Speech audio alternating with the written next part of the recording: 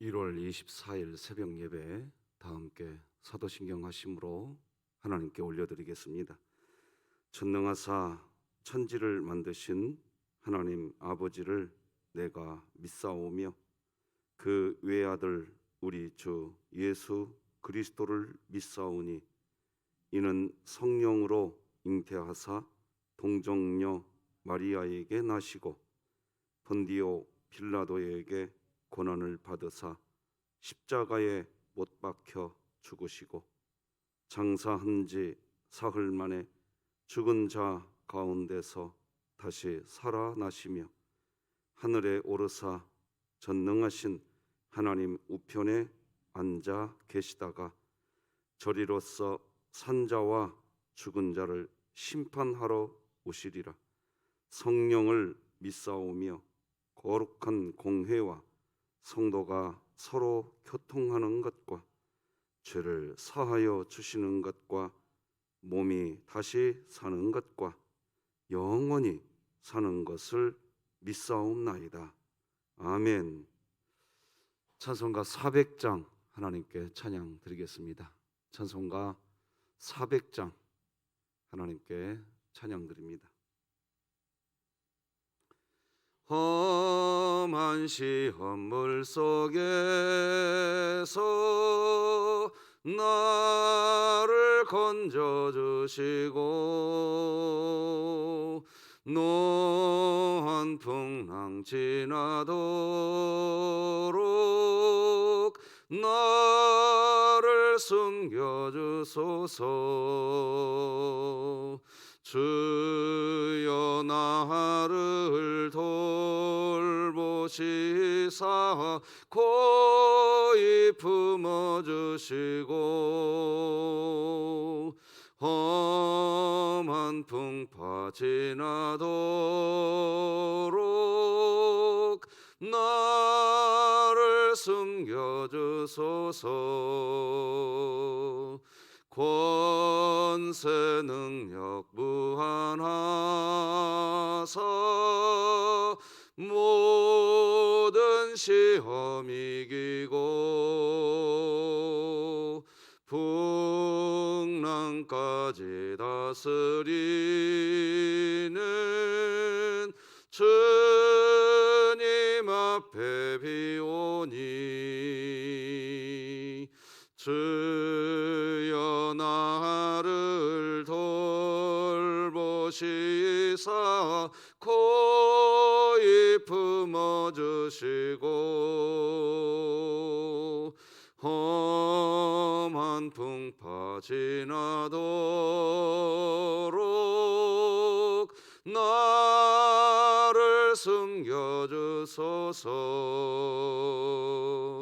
죄악 길에 빠진 이 몸 캄캄한 데 헤매며 부르짖는 나의 예원 들으소서 내 주여. 주여 나를 돌보시사 고이 품어주시고 험한 풍파 지나도록 나를 숨겨주소서. 아멘.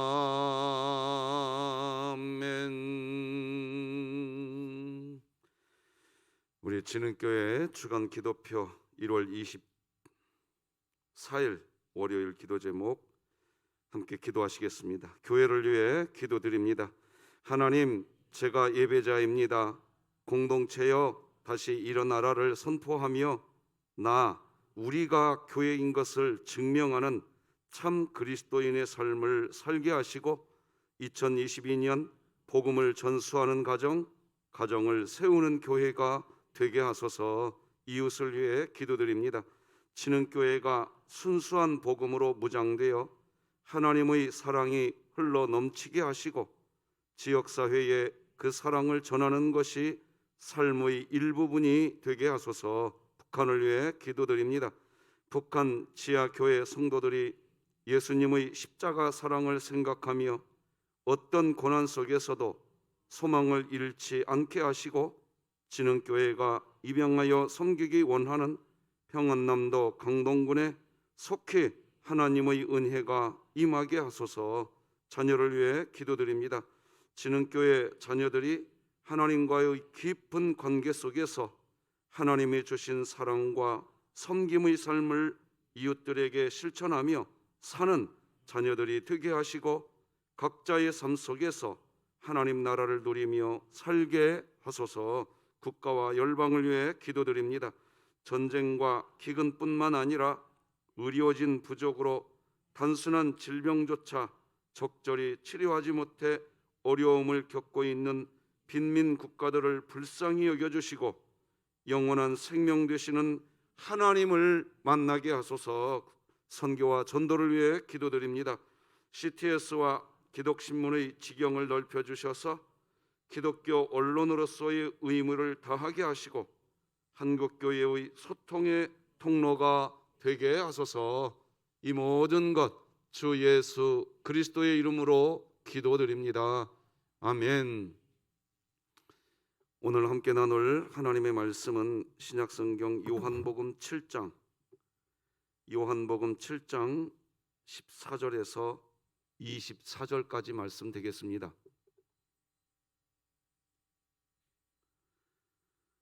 신약성경 요한복음 7장 14절에서 24절 말씀 저와 여러분이 한 절씩 교독하시겠습니다. 하나님의 말씀입니다. 이미 명절의 중간이 되어 예수께서 성전에 올라가사 가르치시니 유대인들이 놀랍게 여겨 이르되 이 사람은 배우지 아니하였거늘 어떻게 그를 아느냐 하니 예수께서 대답하여 이르시되 내 교훈은 내 것이 아니요 나를 보내신 이의 것이니라. 사람이 하나님의 뜻을 행하려 하면 이 교훈이 하나님께로부터 왔는지 내가 스스로 말함인지 알리라. 스스로 말하는 자는 자기 영광만 구하되 보내신 이의 영광을 구하는 자는 참되니 그 속에 불의가 없느니라. 모세가 너희에게 율법을 주지 아니하였느냐? 너희 중에 율법을 지키는 자가 없도다. 너희가 어찌하여 나를 죽이려 하느냐? 무리가 대답하되 당신은 귀신이 들렸도다. 누가 당신을 죽이려 하나이까? 예수께서 대답하여 이르시되 내가 한 가지 일을 행하매 너희가 다 이로 말미암아 이상히 여기는도다. 모세가 너희에게 할례를 행했으니 그러나 할례는 모세에게서 난 것이 아니요 조상들에게서 난 것이라. 그러므로 너희가 안식일에도 사람에게 할례를 행하느니라. 모세의 율법을 범하지 아니하려고 사람이 안식일에도 할례를 받는 일이 있거든. 내가 안식일에 사람의 전신을 건전하게 한 것으로 너희가 내게 노여워하느냐? 함께 읽겠습니다. 외모로 판단하지 말고 공의롭게 판단하라 하시니라. 아멘. 자, 오늘도 같이 외칩니다. 시작. 하나님, 제가 예배자입니다. 공동체여 다시 일어나라. 아멘. 자, 오늘은 하나님의 때와 뜻을 따르는 십자가, 이런 제목으로 말씀 나누겠습니다. 오늘 우리가 읽은 본문 앞에 나오는 내용을 좀 알아야 됩니다. 요한복음 7장 그 앞에 부분을 좀 이해해야 오늘 본문이 이해가 되는 겁니다. 예수님께서 갈릴리 지역에서 병자들을 고치시는 그런 일을 행하셨습니다. 그때 예수님의 동생들이 말이죠, 육신의 예수님의 동생들이 있지 않습니까? 예수님의 동생들이 예수님께 제안을 합니다. 아니 형님이 그렇게 유명해지고 싶으시다면 그렇게 기적을 베푸는 일을 이런 갈릴리 작은 촌동네에서 하지 말고 자 유대 말이죠, 예루살렘 그런 큰 도시에 가서 그래야 형님이 좀 유명해지지 않겠습니까? 그런 데 가서 기적도 베푸시고 그래 보세요. 이런 뉘앙스를 가득히 담아서 동생들이 그런 식의 이야기를 예수님께 합니다. 이 요한복음 7장 3절에 보면 이런 말씀이 나오지 않습니까? 그 형제들이 예수께 이르되 당신이 행하는 일을 제자들도 보게 여기를 떠나 유대로 가소서. 유대로. 이런 얘기를 합니다. 갈릴리 촌동네에서 사역하지 말고 큰 도시에 가서 사역을 하면서 그래야 좀 홍보도 제대로 되고 제대로 유명해질 수 있지 않겠냐, 뭐 이런 거겠죠. 그때 예수님은 이 제자 동생들에게 아주 중요한 대답을 해주죠. 예수님은 갈릴리에서 사역을 하느냐, 아니면 예루살렘에서 사역을 하느냐, 어디에서 사역을 하느냐, 그런 게 나는 중요한 게 아니다. 나에게 중요한 것은 하나님의 때가 중요하다. 지금은 하나님께서 나에게 여기에서 사역을 하라고 하는 때고, 만약에 하나님께서 나보고 예루살렘에 가서 사역을 하는 게 그것이 하나님의 뜻이고 그것이 나의 하나님의 뜻이기에 그 때가 오면 나는 거기 가서 할 거다. 이런 식의 이야기를 하십니다.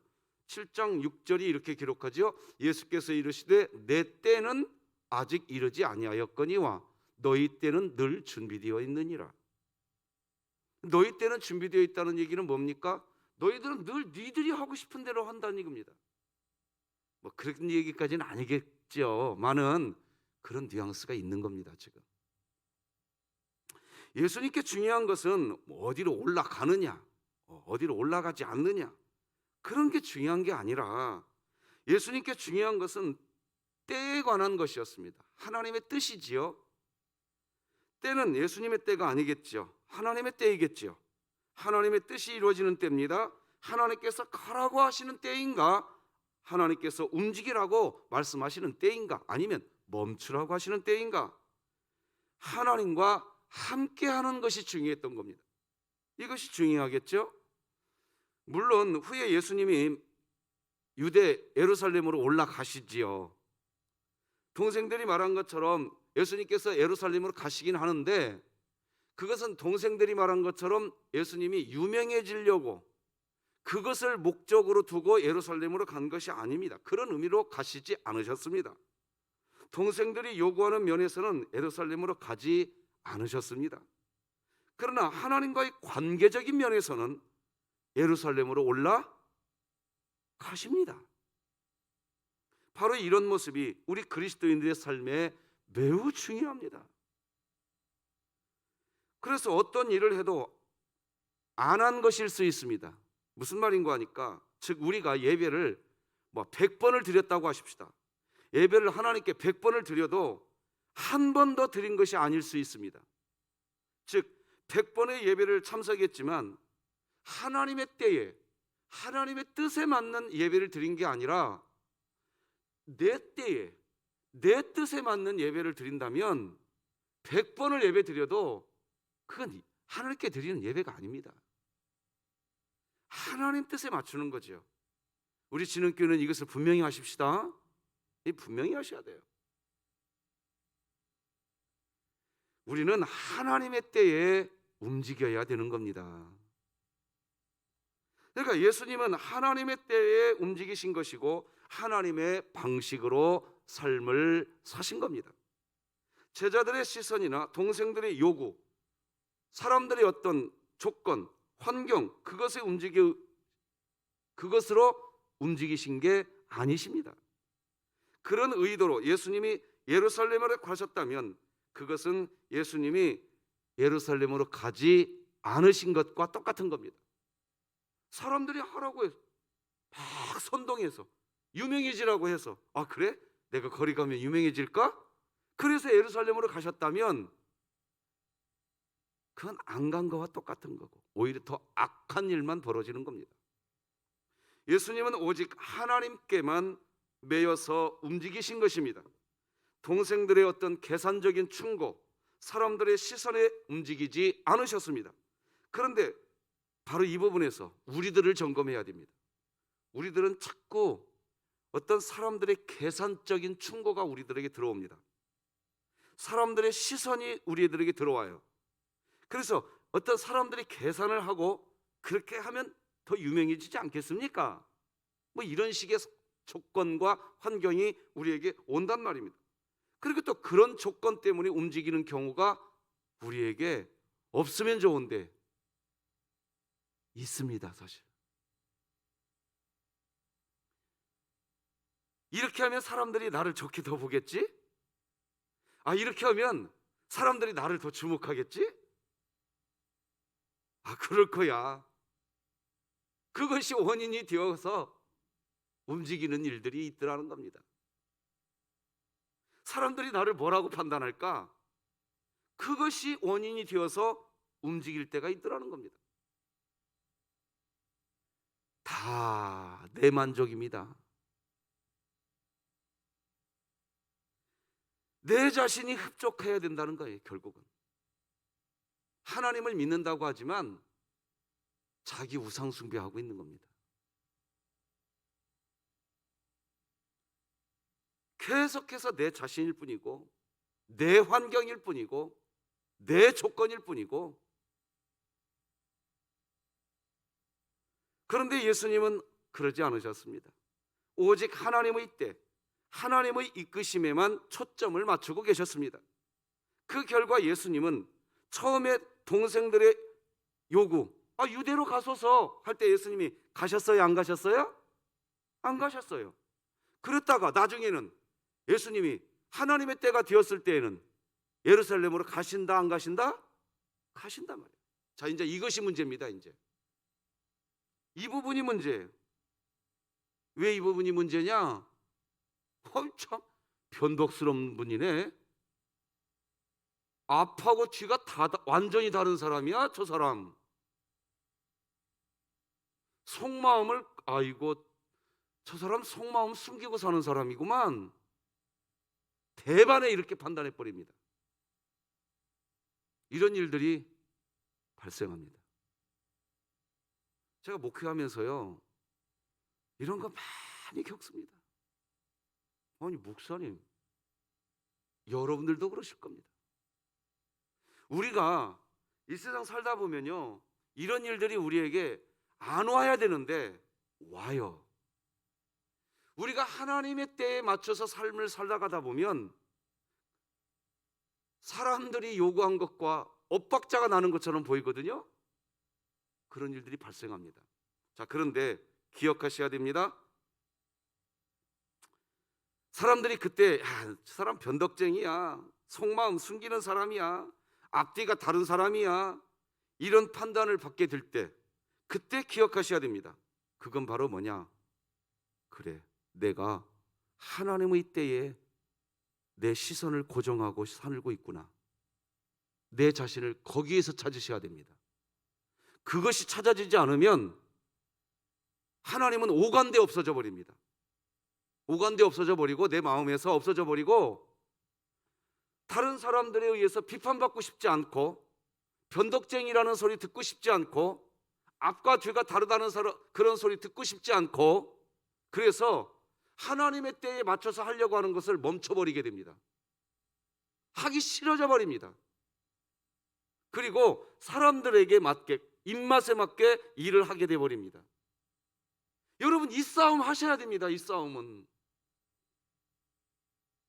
그렇죠? 할렐루야.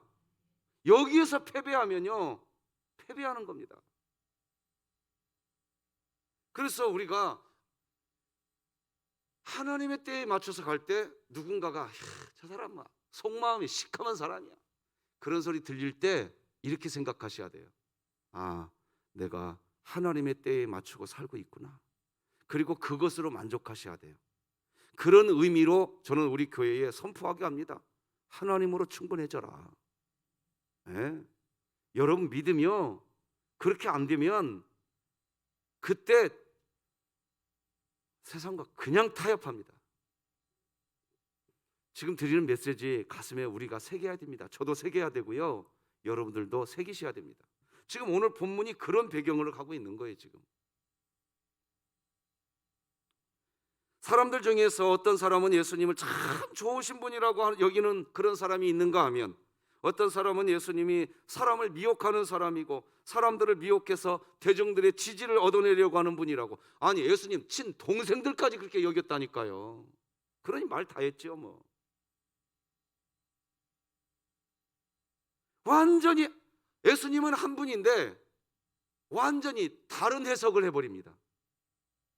전혀 다른 해석을 해버립니다. 그런데 신기한 것은요, 그런 전혀 다른 해석이 또 설득이 된다는 겁니다. 우리는 여기서 기억해야 합니다. 복음으로 충분해진 삶을 살기 시작하면 같은 사람을 완전히 다른 사람으로 보게 되는 일이 발생한다는 겁니다. 같은 사건을 완전히 다른 사건으로 이해되는 일들이 발생한다는 겁니다. 왜 이런 일이 발생하게 될까요? 사람은 세상을 바라보는 이 마음의 창문이 있는데 이 마음의 창문이 늘 제한적이기 때문입니다. 사람은 원죄를 가진 상태입니다. 누구나 막론하고 다 나 곧 죄, 죄 곧 나의 상태입니다. 그래서 사람은 자신의 마음의 창문으로만 세상을 보기 때문에 그런 일이 발생하는 겁니다. 내 경험, 내 지식이라고 하는 것이 빈약한 것입니다. 그러니까 사람은 어느 누구도 나는 객관적으로 이 세상 보고 있는 사람이야, 그 사람이 제일로 제한적인 사람일 수 있다는 겁니다.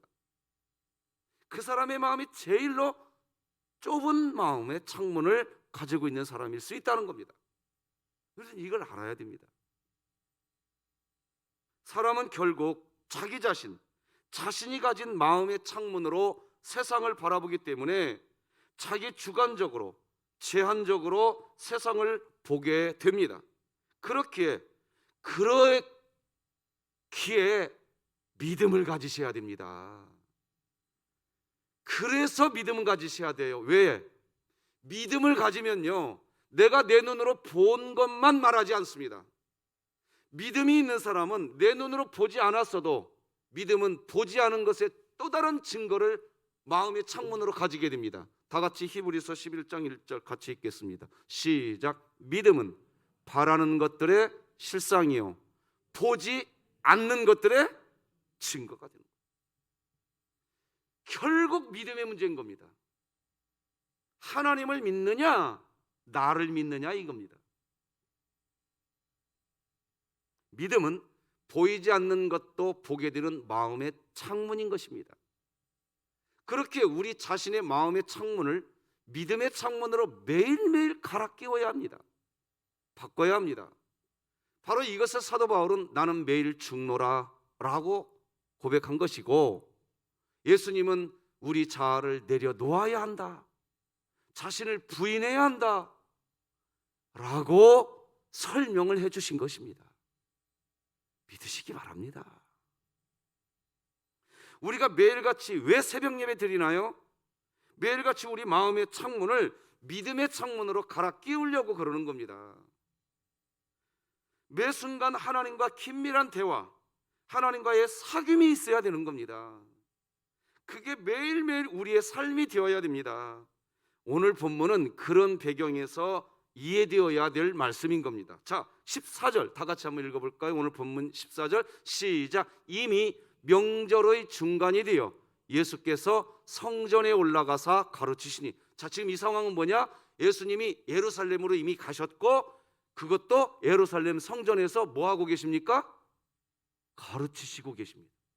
자, 지금까지 드린 메시지하고 잘 연관해서 오늘 본문을 봐야 됩니다.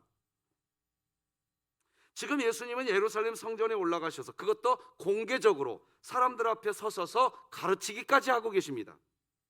지금 어떤 사람은 앞서 말씀드린 것처럼 예수님을 속마음이 시커먼 사람, 앞과 뒤가 다른 사람, 이런 식으로 그렇게 오해하고 있는 분위기가 쫙 있는 상태인데, 마치 불구덩이에다가 휘발유를 확 부어 넣듯이 예수님이 지금 예루살렘 성전 앞에 나가셔서 가르치는 일을 하고 있단 말입니다. 다시 말하지만 불구덩이에 기름을 붓는 격입니다. 아니, 예루살렘으로 가서 유명해지라고 말을 할 때는 안 가더니 말이지. 자기는 그런 유명해지는 거 관심 없는 사람인 것처럼 겉으로는 말이지 그래놓고, 아이고 가라고 할 때는 안 가더니 지금은 뭐 하고 있어요? 그곳으로 가서 예루살렘 성전의 앞에 나가서 가르치기까지 하고 있단 말이에요. 그러니 이제 막 불구덩이에 기름을 붓는 일이 벌어지는 겁니다. 이제 오늘 본문의 배경은 그렇게 봐야 이해가 되는 겁니다. 봐라, 내가 말하지 않았냐, 예수님. 아이고, 속이 시커먼 사람이에요. 이런 얘기가 이제 쫙 퍼지는 겁니다. 그런 얘기가 너무나 설득력이 있는 거예요. 왜? 증거가 다 있거든. 여러분, 이런 일이요, 신앙 안에 있다는 겁니다. 오늘 본문이 그 얘기하고 있는 거예요. 자, 그런데 자기들도 알아. 뭘 아냐? 예수님이 가르치기 시작할 때 깜짝 놀라요. 자, 15절 같이 읽어볼까요? 15절 시작. 유대인들이 놀랍게 여겨 이르되 이 사람은 배우지 아니하였거늘 어떻게 그를 아느냐 하니. 자, 이 말은 야, 예수님 위대하시다. 여러분, 이렇게 이해하면 성경 잘못 읽으시는 거예요. 이 말은 뭐냐? 아이고, 꼴값 떨고 있네, 이 표현입니다. 사실은 왜 꼴값 떨고 있는 이 표현을 하느냐? 예수님께서 가르치는 일이 진짜 놀라운 일이거든요. 놀라운 일이거든요. 자기들도 들어보지 못한 진리를 선포하고 계시거든요. 그러니까 사실 자기들도 놀랬는데 그 놀란 그 마음은 철저하게 숨겨놓고 자기들이 목적하고 있는 그것만 달성하고 싶은 거예요, 지금. 그래 지금 이렇게 얘기 시작되는 거예요. 아니, 목수의 아들로서 어떻게 그를 알며 어떻게 저렇게 진리를 잘 설명할 수 있는가? 이 부분을 이들이 보기는 보았지만 여전히 이들의 중심은 자기 자아 중심입니다. 사람은 자기 자아 중심 상태에 있으면 타인이 뭔가를 잘해도요, 앞서 말씀드린 것처럼 잘하네, 그래, 어디 잘해봐, 잘해봐, 이렇게 된다니까요. 그냥 잘하면 잘하는 것으로 인정을 해줘야 되는데 인정을 안 해줘요. 끝까지 인정을 안 해줘요. 이게 사람이라고요. 이게 무슨 말일까요? 자기 자신이 다 판단하고 내가 다 알고 있어. 아이고, 무슨 말하고 있어, 예수? 아이고, 내가 위에서 다 내려다보고 있어. 무슨 소리 하고 있어. 겉과 속이 완전히 다른 예수. 말이나 똑바로 하라 그래. 앞에서 가르치면 다야? 이 상황입니다.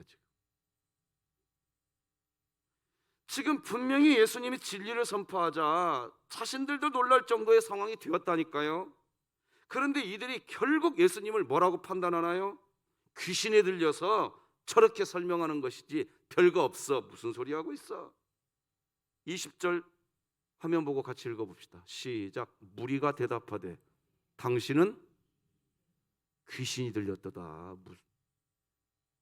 예수님을 끌어내려야 직성이 풀리는 겁니다. 왜 그럴까요? 왜 이런 일이 벌어질까요?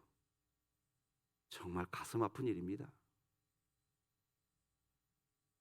사실 예수님을 향해서 이런 식으로 자기 자아 중심으로 다 판단해버리고 사람들에게 예수님을 오해하도록 만드는 그런 일, 사람들을 선동하기 시작하는 거예요. 이제 돌아다니면서 겉과 속이 다른 저 예수. 그러니까 사람들이 또 선동이 돼요. 또 교회 안에 이런 일이 벌어진다니까요. 우리가 이걸 봐야 돼요. 그 예수님의 마음이 얼마나 답답하셨으면. 자, 오늘 본문 16, 17, 18절 같이 읽어보십시다. 예수님의 진심을 한번 느껴봅시다. 시작. 예수께서 대답하여 이르시되 내 교훈은 내 것이 아니요 나를 보내신 이의 것이니라. 사람이 하나님의 뜻을 행하려 하면 이 교훈이 하나님으로부터 왔는지 내가 스스로 말함인지 알리라. 스스로 말하는 자는 자기 영광만 구하되 보내신 이의 영광을 구하는 자는 참되니 그 속에 불의가 없느니라. 이해되시겠죠? 사람들이 예수님을 다 욕하는 거예요. 그래서 예수님이 말하는 거예요. 너희들 만약에 내가 내 영광을 구했다면 지금 18절, 17절, 18절이 무슨 말입니까? 너희들 만약에 내가 내 영광을 구했다면 내가 예루살렘 성전에서 가르치는 일을 하겠냐? 너희들이 나를 지금 어떻게 보고 있는지 나 다 알고 있다. 내가 내 영광을 구했다면, 내 영광이 내 목적이었다면 내가 예루살렘 성전에 나가서 가르치는 일을 하겠냐? 그러나 나 내 영광 구하지 않았다. 하나님의 영광 구했다. 지금 그 얘기 아닙니까? 예수님이 이렇게 설명해 주지만 자기 자아가 중심이기에 유대인들은 예수님의 이런 말에 반응하지 않습니다. 그저 자신이 하고 싶은 일만 성취하고 싶을 뿐입니다. 자기 자아, 자기 주장만 강조하고 싶은 겁니다. 사람들 선동하고 싶은 겁니다. 다른 사람들이 예수님을 오해하도록 만들어버리고 싶은 겁니다. 그래서 뭐 하려고요? 예수님의 사역을 방해하려고 하는 거예요. 흑백 구분해보자는 겁니다. 끝까지 율법의 옳고 그름으로 판단해보자는 겁니다. 그래서 오늘 본문에 보면 예수님이 율법에 대한 이야기도 하신다니까요. 여러분 성경책 보시고 19절 같이 읽어볼까요? 19절 시작. 모세가 너희에게 율법을 주지 아니하였느냐? 너희 중에 율법을 지키는 자가 없도다. 너희가 어찌하여 나를 죽이려 하느냐? 이 사람들이 예수님을 죽이려고 하는 이유는 뭐냐? 법이었어요. 또다시 법인데, 하나님이 우리에게 주신 법은 사람을 살리라고 주신 법이지 사람을 죽이려고 그걸 목적으로 주신 게 아니라는 거예요. 도대체 너희들은 뭐하고 있냐는 거예요. 그리고서 실제 외적으로 드러나는 현상들, 그리고 그 현상들을 가지고서만 이야기하는 겁니다. 사람들을 선동시키려고 하는 거예요. 다 예수님을 오해하도록 만들어버리고 싶어요. 그게 오늘 본문 24절에 예수님이 이렇게 말하잖아요. 여러분 이 상황을 알고 24절을 보면 예수님의 마음이 얼마나 아프셨을까? 24절이 느껴질 겁니다. 같이 한번 읽어봅시다. 시작. 외모로 판단하지 말고 공의롭게 판단하라 하시니라. 여러분 이 대목에서 우리가 십자가가 뭘까요? 그리스도인들이 십자가를 진다는 표현 하잖아요. 나 십자가 지고 가는 삶 살 거야. 제가 글을 하나 읽어드리겠습니다. 이게 제 글이 아니고 선한목자교회 유기성 목사님께서 페이스북에 올린 글을 그대로 발췌해 봤습니다. 읽어드려 보겠습니다. 자신이 지고 있는 십자가가 너무 무겁다고 탄식하는 이가 있었습니다. 주님은 분명히 우리에게 자기 십자가를 지고 주님을 따르라 하셨습니다. 그러나 무엇이 십자가인지에 대한 오해가 많이 있습니다. 선교사 한 분께서 어느 목사님에게 상담을 요청하셨습니다. 그러면서 대뜸 목사님, 저에겐 제 아내가 십자가입니다 이러더랍니다. 목사님이 그게 무슨 말씀이지요? 하고 물었더니 목사님, 저는요 제 아내가 제 십자가라고요 하더니 이 선교사님이 팔을 막 걷어붙이더니 여기 글에 있는 거예요. 그냥 이해하기 쉽게 제가 모션을 할게요. 팔을 걷어붙이더니 여기 큰 상처를 하나 보여주는 거예요. 이게 무슨 상처예요? 하고 봤더니 자기 아내가, 이 선교사님의 아내가 선교사님을 막 물어 뜯어갖고 여기 살점이 떨어져 있더라고요. 제 아내가 십자가라고요 이러더랍니다. 자, 여기까지는 제가 이해했고 이제 그 뒤에 읽어볼게요. 보니 물린 자국이 있었습니다. 선교사의 아내가 남편의 팔뚝을 물어 뜯은 것입니다. 뜯어 버린 것입니다. 그래서 자신에게는 그런 아내가 십자가라는 겁니다. 목사님이 그 선교사님에게 말씀드렸습니다. 아내가 선교사님의 팔뚝을 물어 뜯을 정도로 성격이 거칠어도 아내가 선교사님의 십자가는 아닙니다. 여전히 사랑하라. 한번 따라서 해볼래요? 여전히 사랑하라. 그 주님의 말씀이 십자가인 겁니다. 아무리 힘들게 하는 사람이라도 그 사람이 십자가는 아닙니다. 그런 십자가는 없습니다. 아무리 어려운 형편에 있을지라도 그 형편이 십자가는 아닙니다. 그런 십자가는 없습니다. 우리가 져야 할 십자가는 감당하기 어려운 사람이나 사명이 아닙니다. 그런 상황에서 주님께서 무슨 말씀을 하시든지 그대로 지켜야 할 하나님의 말씀이 십자가입니다. 믿으십니까? 말씀이 십자가인 거예요. 우리가 이때 오늘 월요일 새벽 기억하셔야 됩니다. 내 몸을 내 이웃을 내 몸과 같이 사랑하라. 우리가 해야 할 일은 그겁니다. 그 십자가 지고 있는 겁니다. 하나님 사랑, 사람 사랑 잊지 마시기 바랍니다. 말씀 맺겠습니다. 우리가 살다 보면 하나님의 뜻을 구하는 삶을 살지만 그런 우리들을 향해서 사람을 미혹하는 사람, 겉과 속이 다른 사람, 계산적인 사람, 자기 이익을 위해서만 노력하는 사람이라고 평가하려고 하고, 실제 모든 사람들이 그렇게 평가하는 분위기가 되게 하려고 하는 시도가 여러분과 우리 주변에서 발생하게 될 수 있습니다. 나는 오직 하나님의 뜻을 구하며 믿음의 눈으로 세상을 넓게 보려고 했는데 정작 믿음의 창문으로 세상을 보지 않고 그저 자신의 마음의 창문으로 세상을 보는 사람들은 그렇게 오해합니다. 오해하고 사람들을 선동하려고 합니다. 이런 일이 우리 자신에게 발생하게 될 때 힘들고 괴로운 시간을 보내게 됩니다. 그런데 기억합시다.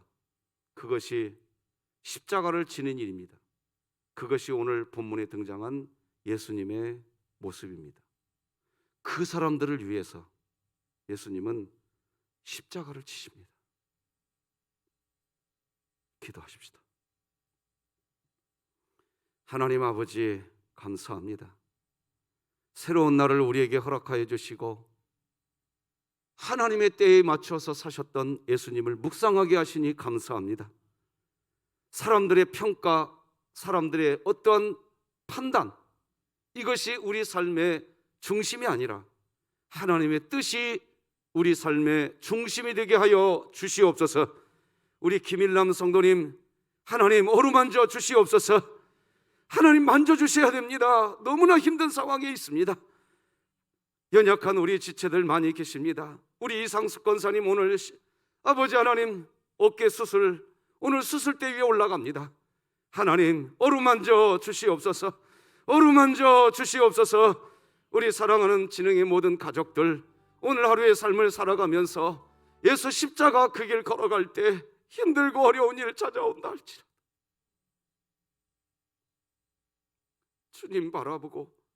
주님 바라보고 걷게 하여 주시옵소서. 예수님의 이름으로 기도드립니다. 아멘. 하늘에 계신 우리 아버지여, 이름이 거룩히 여김을 받으시오며 나라가 임하시오며 뜻이 하늘에서 이루어진 것 같이 땅에서도 이루어지이다. 오늘 우리에게 일용할 양식을 주시옵고 우리가 우리에게 죄 지은 자를 사하여 준 것 같이 우리 죄를 사하여 주시옵고 우리를 시험에 들게 하지 마시옵고 다만 악에서 구하시옵소서. 나라와 권세와 영광이 아버지께 영원히 있사옵나이다. 아멘.